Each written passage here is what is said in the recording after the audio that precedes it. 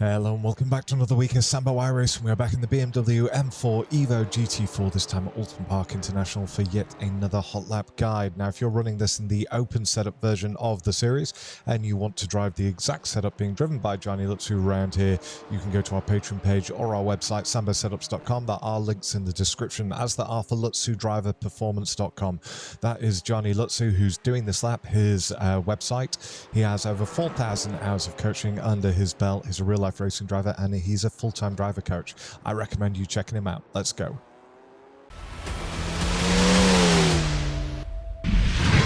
So here we are, smashing it down the main straight, looking for the outer hoardings on the left-hand side, braking up to about 55%, back on the gas in fourth gear, exit nice and wide without getting the off track. Now we're going to head over to the right-hand side, just before the dip. We're going to get on the brakes up to about 50%, long trail off, picking back up on the gas in fourth. As you'll probably know if you drive this car, the bottom end torque that we have in the BMW does mean we're in a higher gear quite often.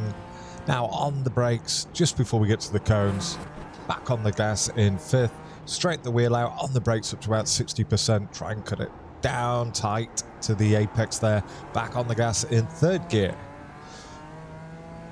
Head over to the right-hand side. Now, as the white line comes over to the left, you get on the brakes up to about 60%, down to third gear, back on the gas, trying to get it turned in there. Now we're going to look for just before the 100 board, on the left-hand side, on the brakes up to about 65%, down to third gear, little blip of gas, then a lift, back over to the left-hand side, lightly on the brakes, then we pick back up on the gas at the apex, exit nice and wide as we go up the hill.